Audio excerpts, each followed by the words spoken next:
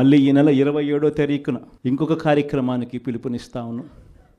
ఈ కార్యక్రమం కరెంటు బిల్లుల మీద షాక్ కొట్టే విధంగా ఏకంగా 15,000 కోట్ల రూపాయలు బాదుడే బాదుడు అనే కార్యక్రమానికి చంద్రబాబు నాయుడు గారు శ్రీకారం చుట్టారు. కేవలం 6 నెలలు గడవకు మునిపే ఈరోజు ప్రజల చేతుల్లో ఉన్న బిల్లులు మీరు చూస్తే నేరుడు నెలకు వచ్చిన బిల్లు ఎంత, డిసెంబర్లో వచ్చిన బిల్లు ఎంత అని చెప్పి తేడా చూస్తే ఆ తేడా ఇట్టే కనిపిస్తూ ఉంది. కనీసం ప్రతి బిల్లులోనూ కూడా విపరీతంగా నంబర్ కనిపిస్తూ, ఇది కూడా ఇంకా 15,000 పూర్తి బాధుడు కాదు, 6,000 కోట్ల బాధుడికే ఈ నెంబర్. ఇంకొక 9,000 కోట్ల రూపాయల బాధుడు ఈ నెల వేస్తూ ఉన్నాడు. అంటే రేపు నెల బిల్లులో ఇంకా 9,000 రూపాయల బాధుడు కూడా కనిపిస్తుంది. మరి ఇలాంటి పరిస్థితిలో బిల్లులు చూపించి మహిళలందరూ కూడా బిల్లులు చూపించి బిల్లులు కాలుస్తూ ఉన్న పరిస్థితి కనిపిస్తూ ఉంది నిరసన తెలుపుతూ. ఇలాంటి వారికి తోడుగా ఈసారి ప్రోగ్రాం నియోజకవర్గ స్థాయిలోకి వెళ్ళిపోతున్నాం.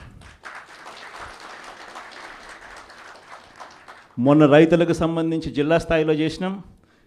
ఈసారి కరెంటు బిల్లులకు సంబంధించిన ప్రొటెస్ట్ కార్యక్రమం నియోజకవర్గ స్థాయిలోనే చేసే కార్యక్రమానికి ఈరోజు శ్రీకారం చుడతా ఉన్నాం.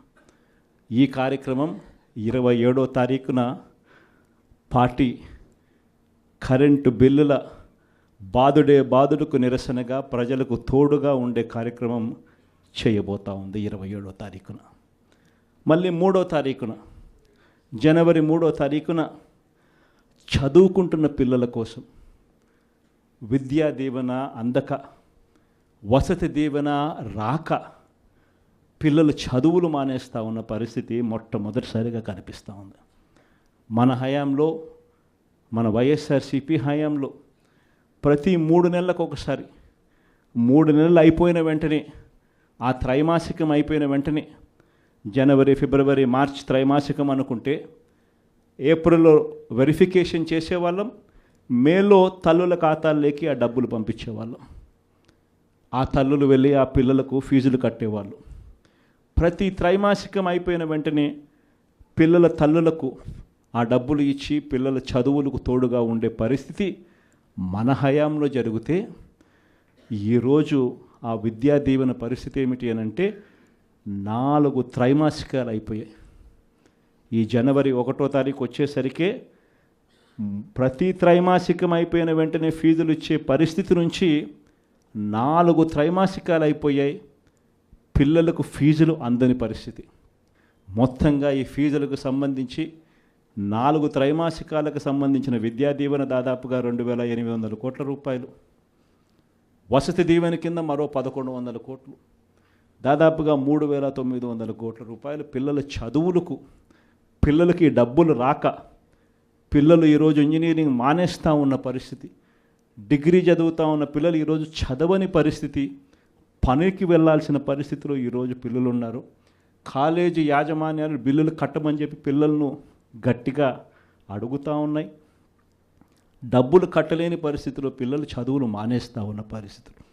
వీళ్లకు తోడుగా ఈ పిల్లలకు అండగా జనవరి 3వ తారీఖున మళ్ళీ ఈ ప్రోగ్రాం జిల్లా సెంట్రిక్గా చేద్దాం.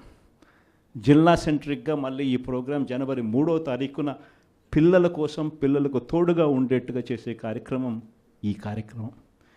ఇలా ప్రతి అడుగులోనూ కూడా ప్రజలకు అవసరం ఉంది, ప్రజలు ఇబ్బందుల్లో ఉన్నారు, ప్రజల తరపున మనం గొంతు విప్పాల్సిన పరిస్థితిలో ప్రతిపక్షంగా మనం ఉన్నాం అన్నది ప్రతి ఒక్కరం కూడా గుర్తుపెట్టుకోవాలి.